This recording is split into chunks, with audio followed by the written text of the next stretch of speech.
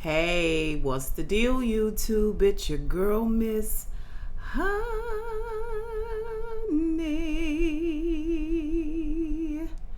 Welcome back to the channel, everyone. It is your girl, Miss Honey, here for a season 5 review of Greenleaf, episode 6, The Sixth Day.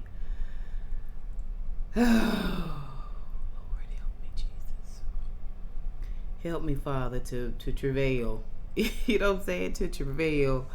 I'm sorry there is no costume today. I mean, I was going to come in today with First Lady because I really felt like this episode was going to be, kind of grandiose and everything with Mae's secret coming out. I was like, oh yeah, this gonna be First Lady tease, right? And no,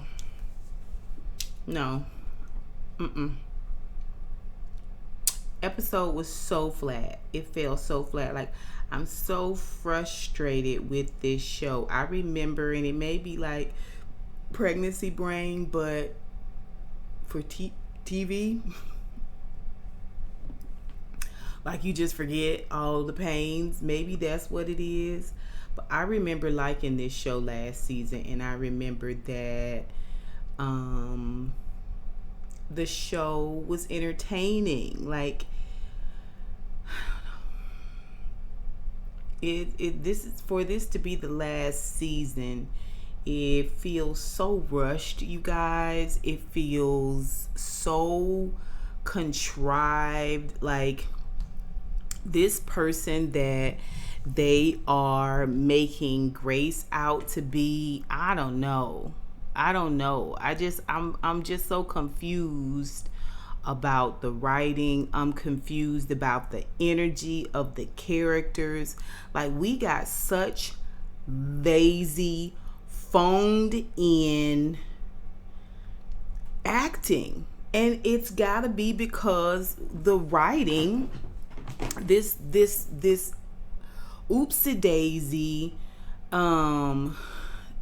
type of writing, maybe it doesn't inspire these actors to act better. I don't know why we haven't seen more from each character, but the way this episode 6 day was weaved together, I was so pissed off. I was so upset. So let's just get into this whole thing. Let's just talk about Jacob first, and then we're gonna talk about Sophia and Zora.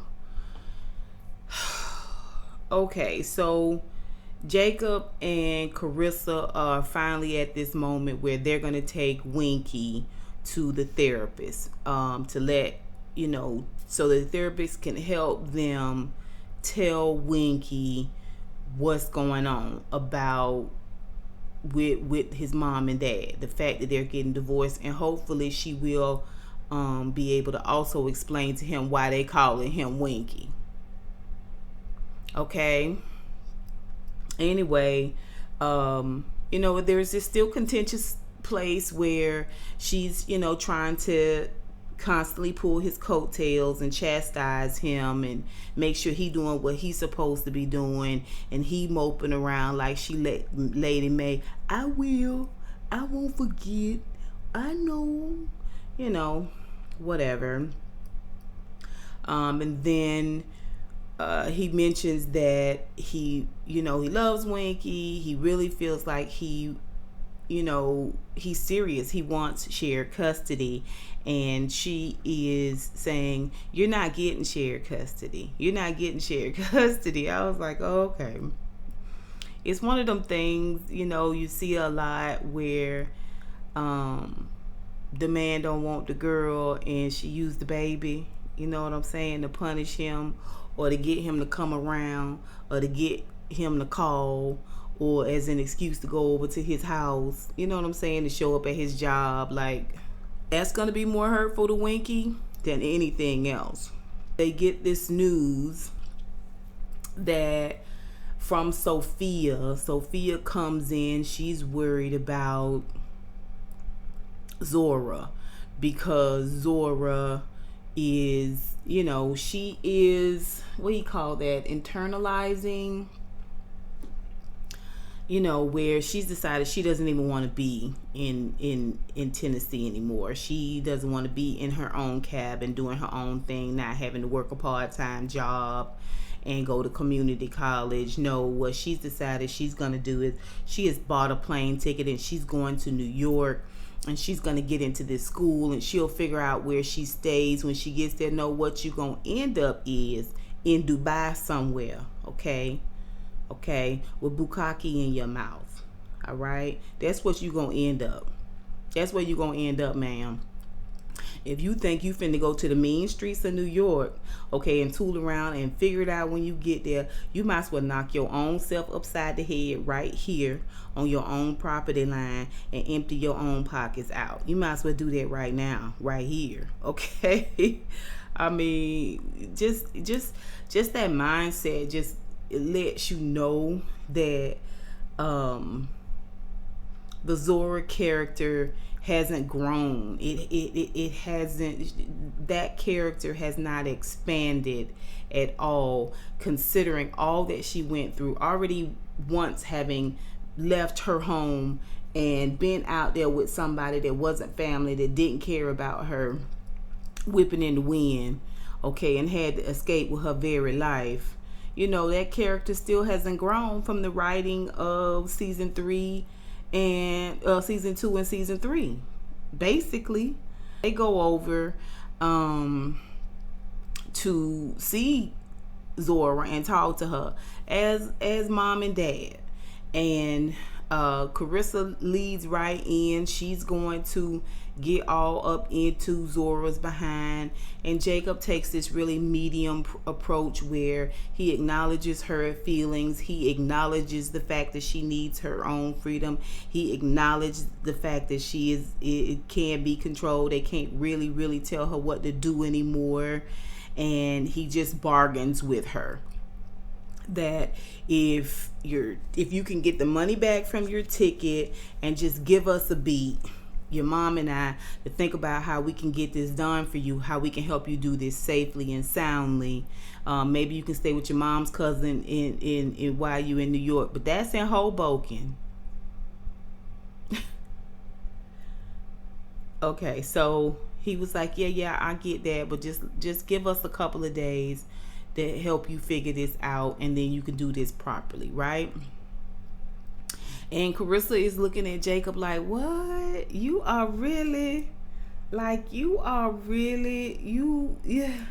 This the man I fell in love with? No. The son of a rich man is who you fell in love with. This Jacob right here has been cultivated. This Jacob right here has had his hand slapped so many times.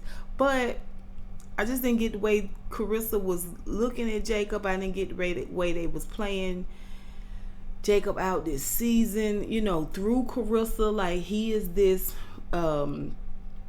forgetful guy that doesn't pick up his kids, and she has to explain every little bitty thing too, because the Jacob that had the church, that had the Basie Skanks church, he wasn't this Jacob. Is it me, or did Jacob seem like, the season where he first got the Skanks church, he seemed like he was more responsible. He seemed like he ran a whole church. His character has regressed to like this, I guess, silver spoon in the mouth, don't have to think for yourself, character that, and his cheating is just constantly being brought up when we haven't really seen Jacob cheat since season 3. Jacob's cheating is not the reason why Carissa and he are getting a divorce. The reason why Carissa and Jacob are getting a divorce is because she went too far. He may have been able to forgive her for the cheating, but not only Was it the fact that she brought him a sexually transmitted disease, which is neither here nor there, I guess, in terms of wrongdoing, but the way she threatened his family, the way she now he was angry with her. He was angry with her. He wanted her to get out and all of that. It was her response to it.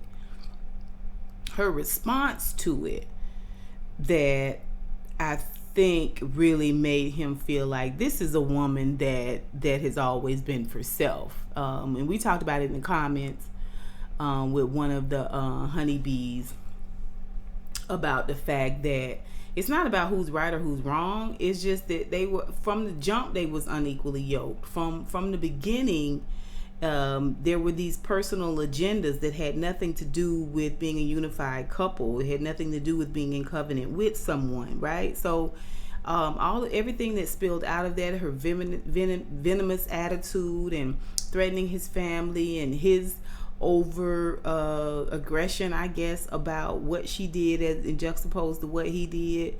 Like, it's all because they don't need to be together no way. They no good for each other. They no good for each other.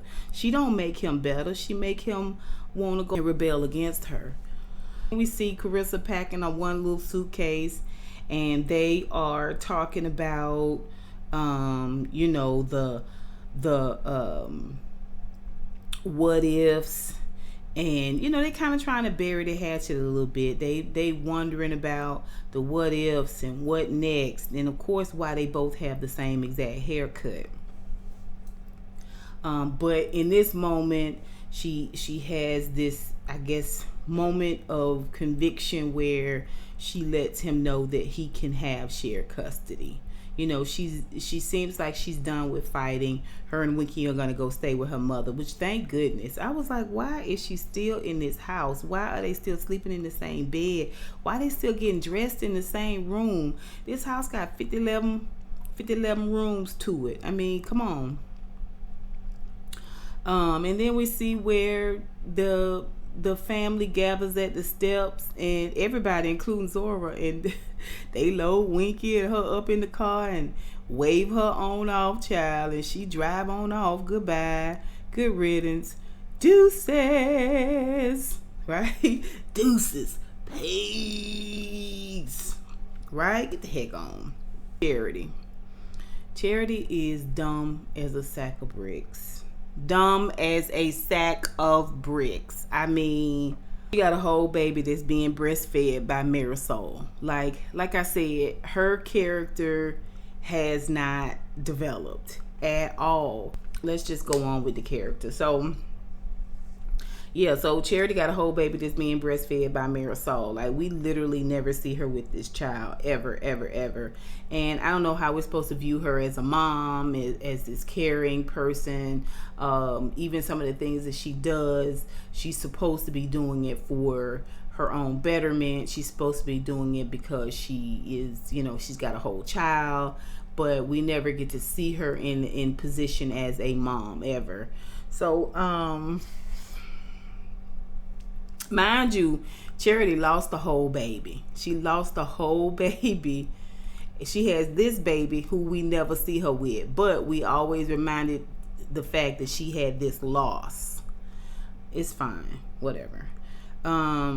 So as she's leaving the house to go where, and there's a dude at the gate, and it's Yusuf Shabazz. He know her, but she don't know him.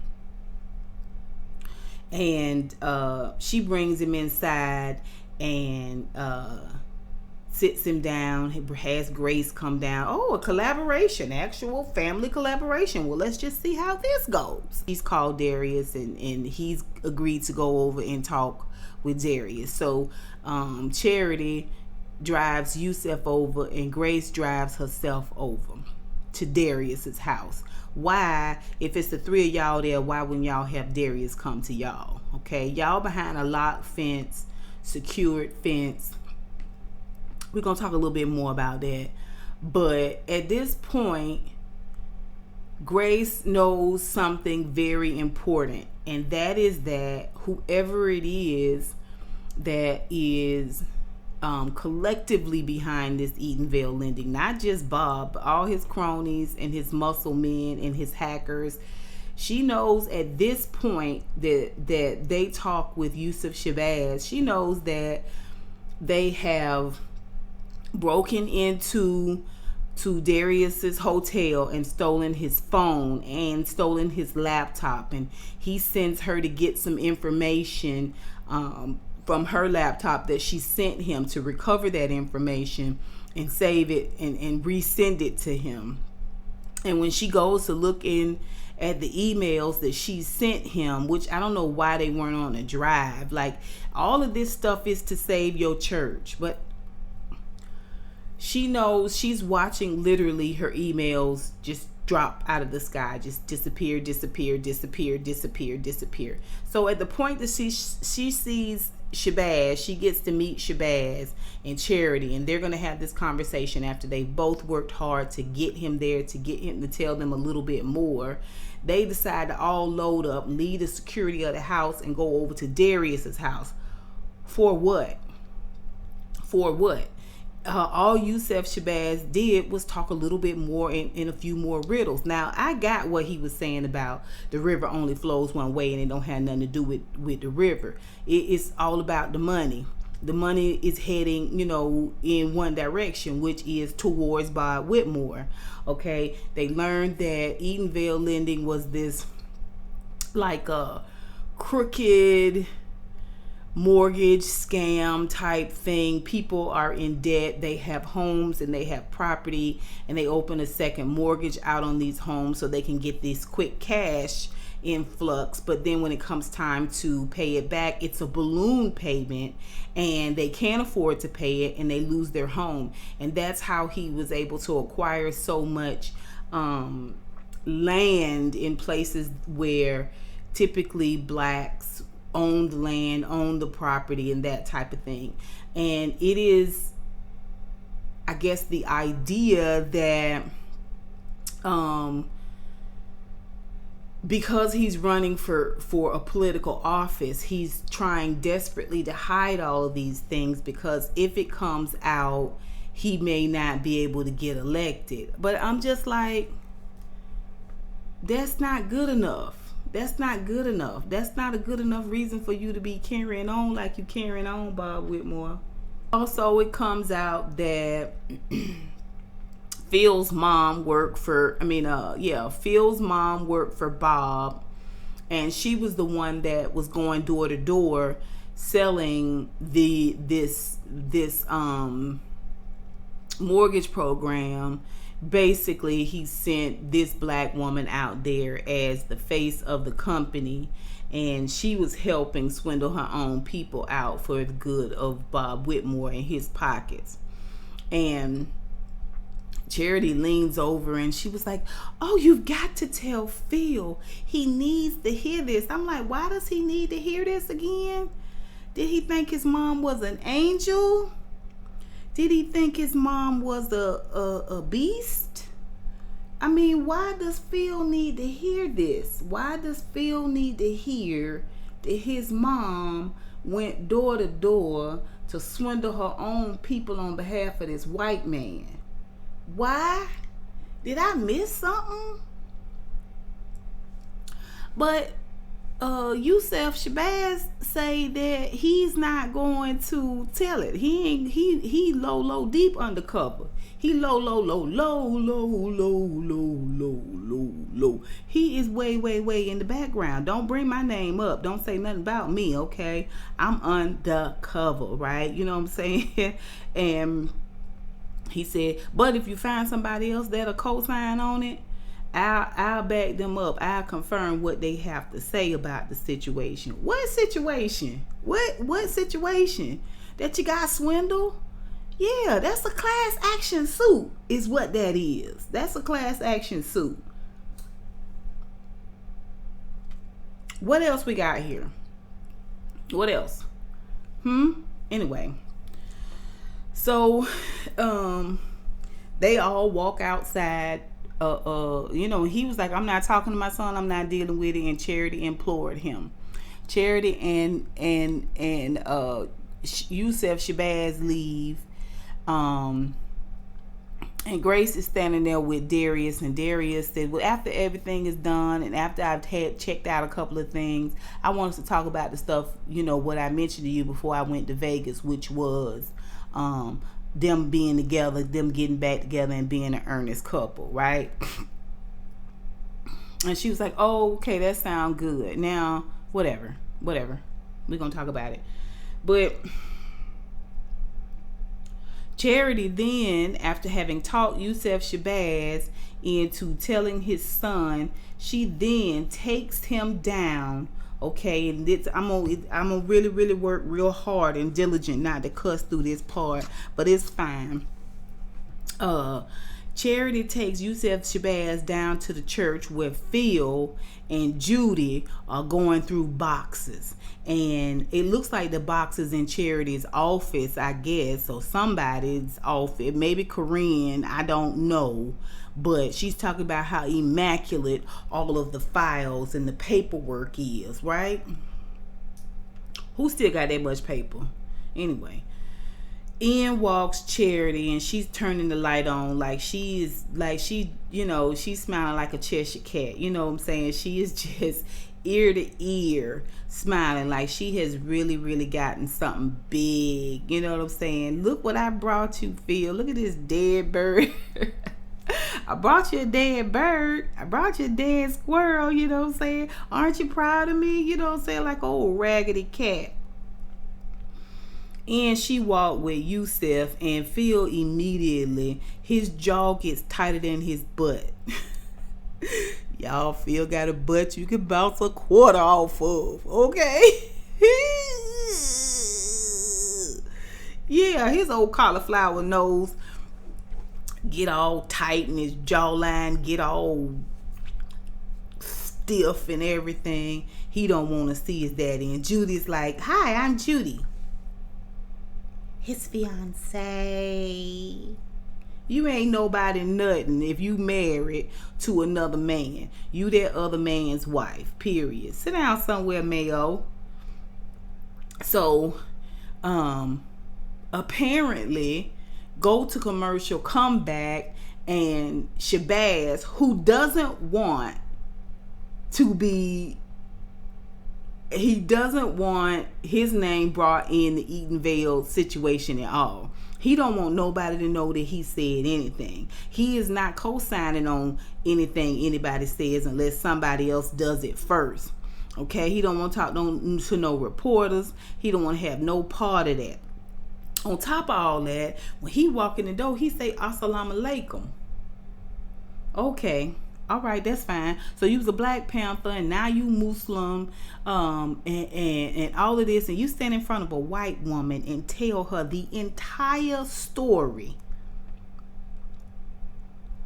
and tell Phil, which in turn, because Judy was standing there, you tell the entire story of what you just told Darius and Grace, and told them that don't put your name in it. You stand, first of all, I don't know no Muslim man that would stand there in front of a white woman, a white person, period. It will never happen. But then you tell the very thing. And Charity, why would you bring, like,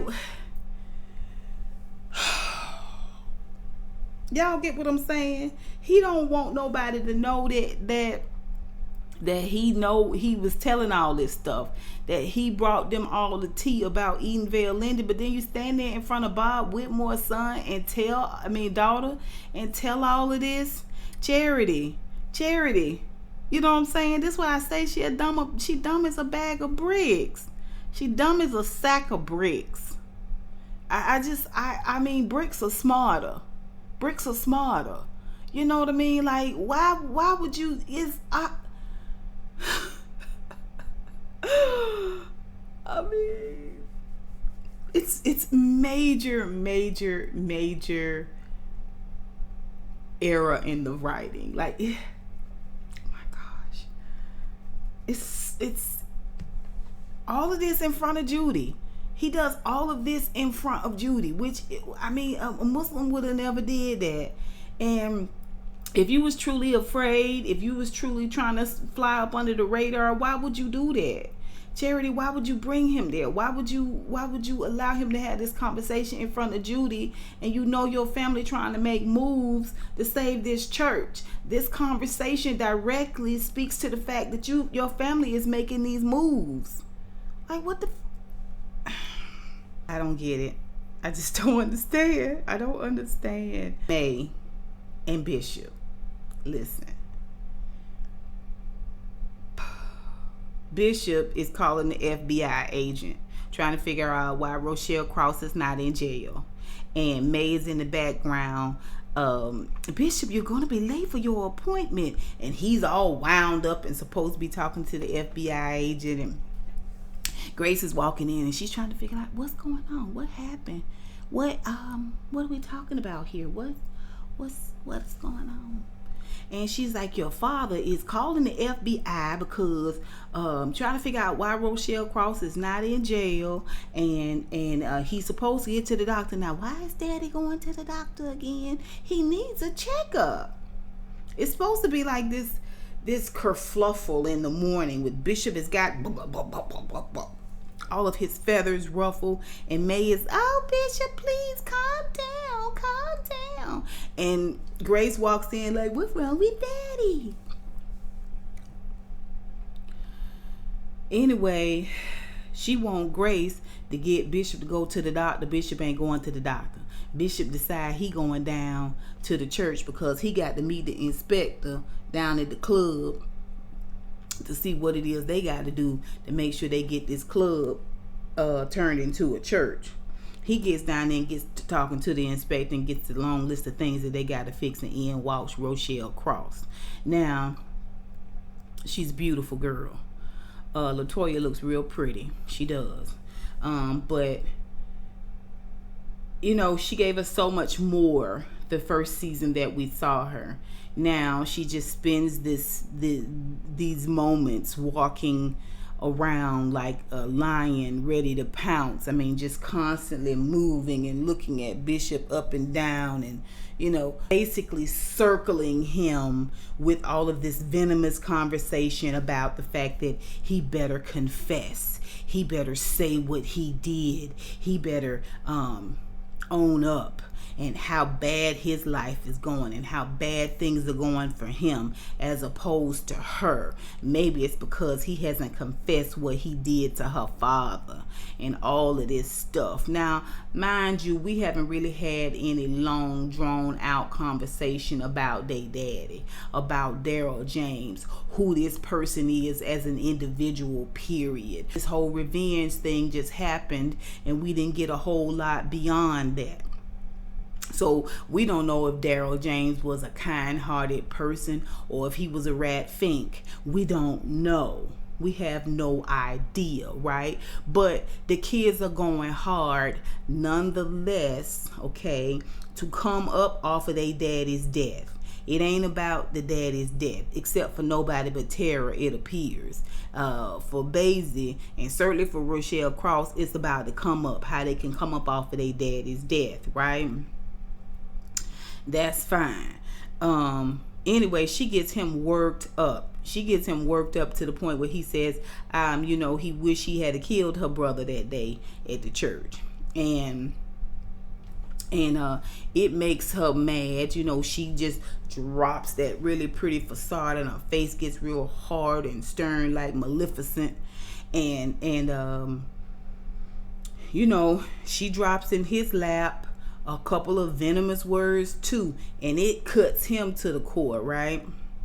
So when he gets home, he is that much more worked up. I mean, this was the only redeeming scene in this episode was Bishop goes and tells Mae about Rochelle Cross and how she is strutting around like a peacock, and she is trying to make it seem like she's so much better than all of them, and she's accusing him of stuff. And Mae kind of implies, well, did you do it? Do you need to confess to something? Are you sure you didn't know anything? I mean, why did we get this house? You didn't question that when somebody decided to give you all that land and all that property. You didn't question it then. You didn't have any questions about why this white woman was giving you this property, huh? Y'all could have put that Calvary church on this property. Y'all could have. I mean, it's big enough for a whole nother church, right? You didn't question it then, but now you're going to stand in Bishop face and question him. And Jacob comes in and he wants them all to come down to say goodbye to Carissa, to send her off. And she tells him, the next time you get married, keep your penis in your pants so we don't have to go through all of this. And Jacob just, drops his head and turns around and walks out. And Bishop gets fired up. He done had enough. Okay, he done had enough of these women here in his he's had enough. Okay, he's not gonna be talked down to or talked down around. He not having it. And he just told her, I said, how dare you? How dare you stand here and stand in judgment and talk out the side of your neck to Jacob and make him feel bad about his life and his choices. And you got your own bones. You got a closet and a mouth full of bones. How dare you? Confess your own sins. Until then, I don't want to hear no more of this pious, judgmental bull crap. I'm not giving my house up. And okay, yeah, she's stunned. She's stunned like most women are when they go too far. When they go downstairs to say goodbye to Carissa and to deuce her off and to wave her off, Charity pulls up just in time from ruining the entire Greenleaf plan, whatever it was, we have no idea, to save the church. I don't even think there was a plan, but she definitely thwarted the movement. She's pulling up just in time. It's Jacob and Grace and the two granddaughters and Charity. And Mae decides that I have something to say. And Bishop is like, no, you don't have to do this now. She was like, no, I have been beat for the last time with my own stick, even by my own self. And she says, I had a very long affair with Lionel Jeffries, and Grace is a product of that. And dinner is at 7:30. Y'all still gathering for family dinner? What y'all talking about at family dinner? What y'all talking about at family breakfast?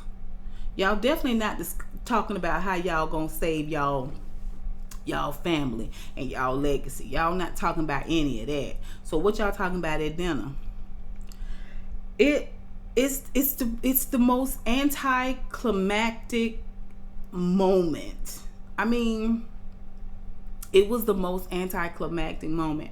I am telling you, this is the reason why I didn't wear costuming for this episode. You guys know I've been wearing costumes, some form of church character every episode. I was gonna be first lady this episode, but I was like, this ain't no first lady episode. Now maybe I could have got away with choir director or youth leader or even liturgical dance, but I'm not wasting a whole first lady get up on this episode. What? She just rolled it down the stairs like a slinky child and walked off. Later on, we see all of the siblings sitting around. They supposed to be getting drunk. Like Jacob is lamenting about, he hope Winky don't think about him the way he is now having to think about his parents and their shortcomings. And Grace acts like it's no big deal. I don't know if she mentioned the fact that Jeffries left her a multi-millionaire. I'm not sure about that. And Charity is talking about what? I don't know. Everything but little Nathan, right? So Grace gets a phone call. Okay, and up until this point, like I said, Grace she's been a wallflower through this whole season. And it kind of started with season 4, and for whatever reason, we just thought this season Grace would step it up. The Grace character would step it up, but we haven't gotten that. We haven't gotten that at all from Grace. Grace has been on the sidelines in this last season, which, you know, she came out season 1, season 2, she was roaring like a lion. Grace was a formidable foe. I started thinking about Grace. I was like, Grace went from peeing to pregnancy to peeing to pregnancy. Okay. She don't have no friends. See her and Noah down at the hospital with AJ, and she's talking to Noah like he's some type of miracle worker. How did you get him to accept to go to the doctor to take his meds? And he was like, well, you know, he's excited about getting the GTO and building it, and he found a garage that'll lend you tools and everything. He's just, I was like, they sitting there in the same hospital room they were sitting in when he tried to eliminate himself. In walks AJ from being in the doctor's office, and he got a prescription. He don't know how he gonna pay for it, but at the same time he laughing about how cute his mama and daddy. I can see how y'all was together and everything. I was like, look at you. Okay, he's just so airy and just so light and just so refreshed. I mean, he light as a feather and his hair is stiff as a board. I mean, I'm so sick of the AJ character. Like, what is the point? He's never at any of the family events. It's just to, I guess, to make Grace look like she got something going on, like a family or something. Like I said, she don't have no friends. She just go from peeing to pregnancy or a child to their daddy. We don't never get to see Sophia's daddy. I mean, we saw him once, but outside of that, Grace ain't really got nothing. She ain't really got nothing. Nothing at all. She got all this money, but she ain't got no business about herself. When she came there, what was she doing? Was she a lawyer? Was she a reporter? What was her job occupation? What is going on? Like, the character is so flat now. The Grace Greenleaf character is so flat now. There's no lion, there's no fight, there's no bark in this dog. Like, I just don't get it. What the heck is going on with the writing in this show? And now y'all trying to push this Noah situation with Grace. I was like, she might as well marry a bowl of cream of wheat. It's the same goddamn thing. He lame. He look lame. His conversation lame. His child lame. Like, come on. Bring it down. Anyway, like I said, Grace, when she finds out that Darius got all his stuff stolen, when she finds out that her computer is being hacked and her data is being pulled off of it right and left, there's no panic. There's no panic. There's no calling all family members. We don't bring them all together. You know what I'm saying? We don't let them know y'all need to be careful out here. Your phones might be hacked, okay?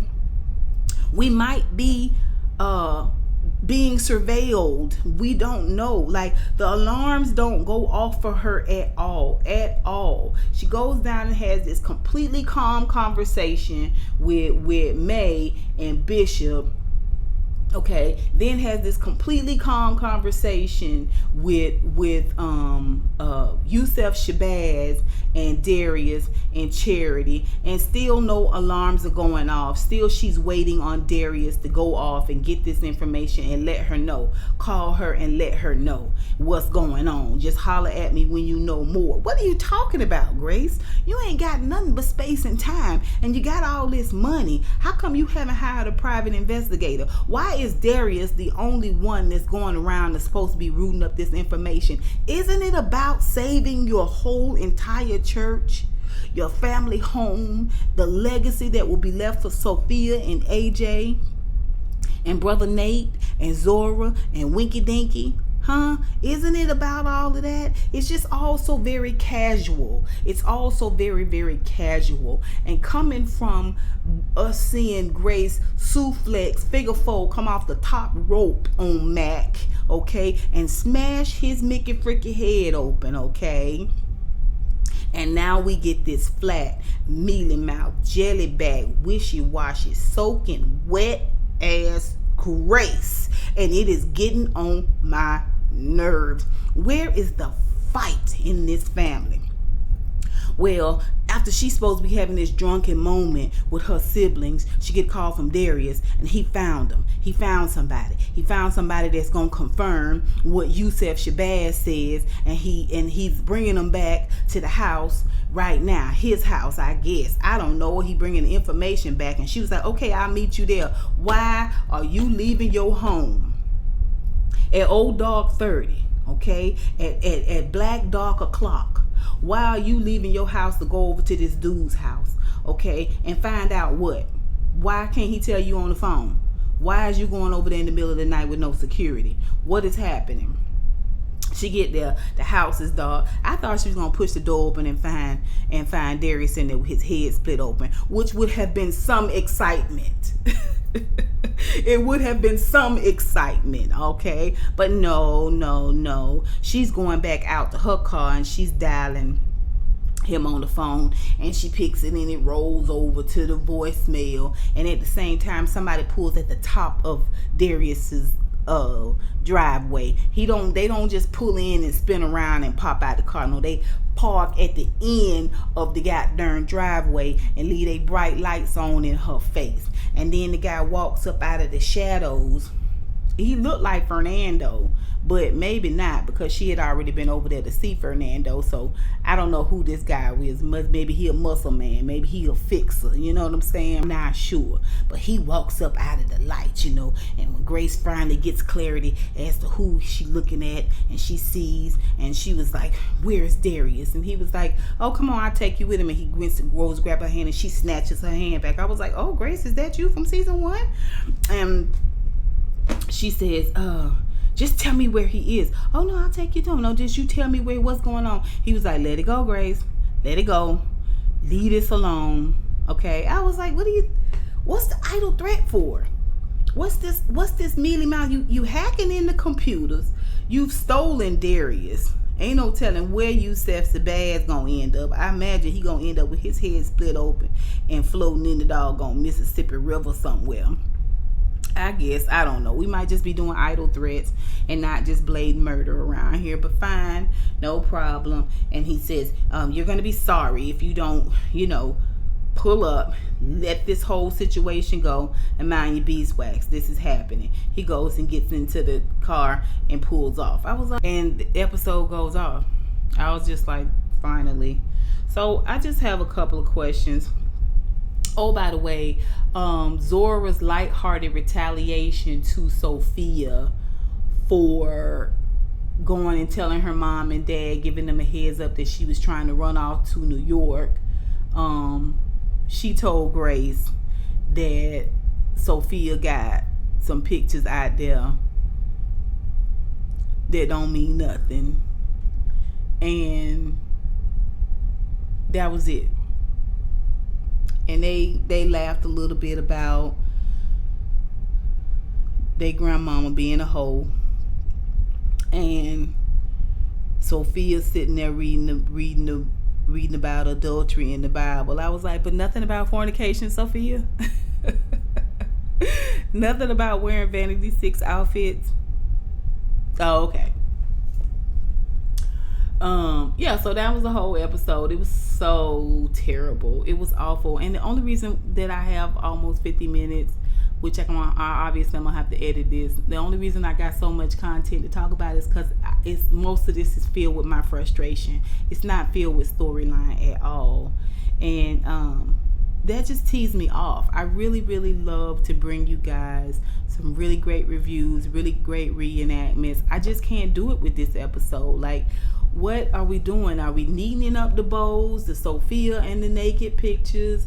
We're gonna put Grace with Noah, and her and AJ and Sophia gonna be like this wonderful family.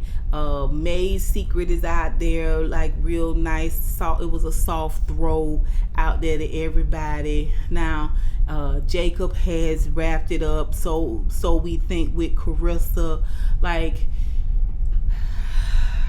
I don't understand, why do Bishop and Mae keep talking to Tara separately? Why haven't they all come together collectively and talk with Tara and just get an idea and just get a feel for Tara? The things that may see, Bishop may not see, Grace may see it, or Charity may see it, or even Jacob. Even bringing them in on these conversations would help Charity and certainly Jacob grow up a little bit and just be a little bit more mature. Why hasn't Jacob mentioned the storage unit yet? All of these papers, all of this file work, everything that's in this storage unit, you don't mention it. Likewise, why hasn't Grace mentioned the journals? Like, you guys not coming together as a family is the reason why everything looks like a bunch of bloody chickens running around with no heads. Like, why don't they have a team of lawyers? Y'all know that's what Caucasian people do. That's what Caucasian people do. You threaten their property or threaten their land and see won't they get a team of lawyers. Y'all got money. Even if the Greenleafs don't have money, Grace got money. Greenleaf Jeffries got money, right? Why is Grace so casual about the seriousness of things? I mean, she's just like, okay, let me know, call me back, let me know. You now next week, what you gonna do? Darius is missing. What you gonna do? You gonna get nowhere to help you? You gonna run to the police? I mean, what is you gonna... Why are they talking? What are they talking about at the dinner table? What's being discussed? It's not the journals. It's not the storage. It's not the fact that Carissa is the one that kicked all of this stuff off with the house situation. Like, why is anyone still telling Charity anything? Why? Y'all tell me what you think. Y'all put it down below. What are your questions? What are your questions about this final season? What are your questions about the storylines, the character arcs? Like, what questions do you have about this show, this final season, that you need answers to? You know what I'm saying? And listen, don't get down there and try to give me some fantastical, assumptive, wishful reason why this, that, or the third. It's poor writing, and consequently, for me, it's poor acting. The characters have zero development to them whatsoever, and I'm sorry. We as a people, we're smarter than this, and to drop this drivel, this utter poo-poo on us is like peeing over our heads and telling us that it's raining. We're smarter than this. We get it. We understand, right? So why would you bring us these crumbs, these mealy little crumbs for a storyline, for character, as characters? Why? Y'all tell me what you think. Put it down below. And until next time, honeybees, I holla.